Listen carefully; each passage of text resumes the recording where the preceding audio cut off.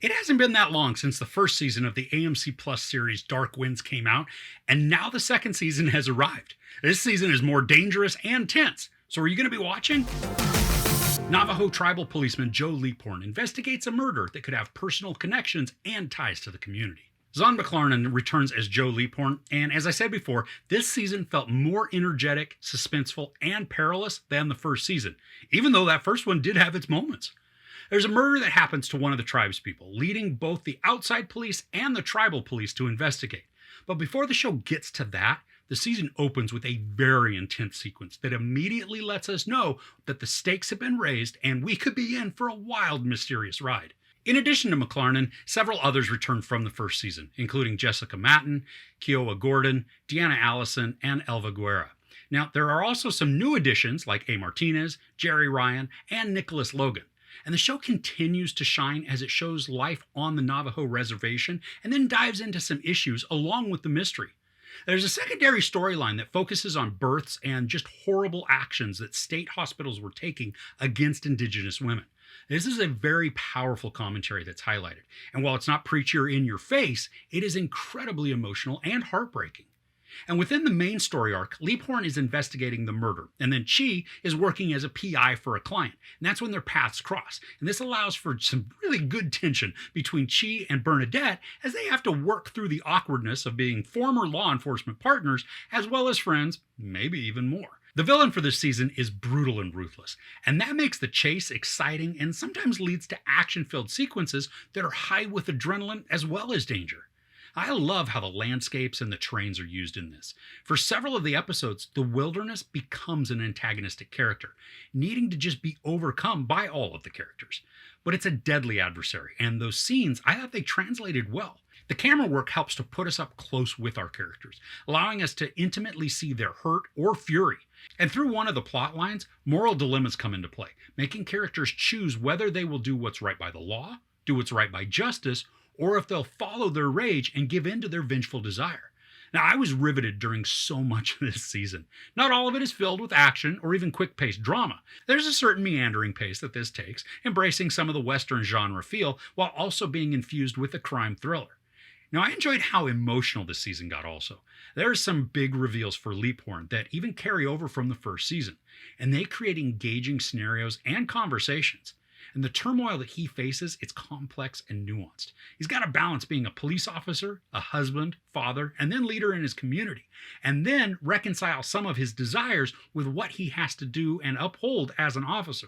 Something else I really appreciated in this show, and it's something I've also enjoyed in Reservation Dogs, is that the indigenous customs and beliefs are shown to us, and they're even explained so that we can get an understanding and appreciation for the way of life. It's also awesome that indigenous people are in the cast, and not just having a bunch of white people portray them.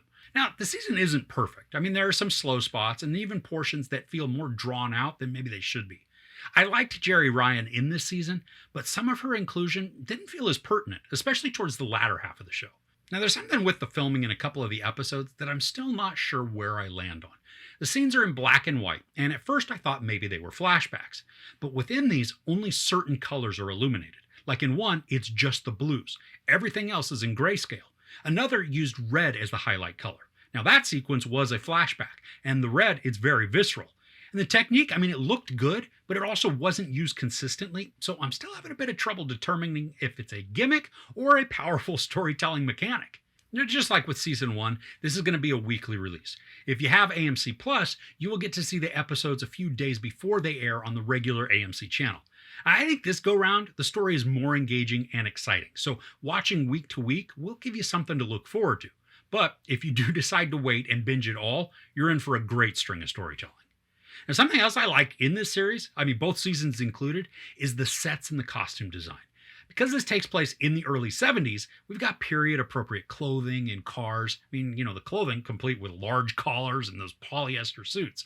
And the suits, they're indeed hideous, but that was the 70s. So it's really fun to watch the characters, especially Chi, try out the styles. And it's even better to watch the reactions and the ribbings that come from his friends.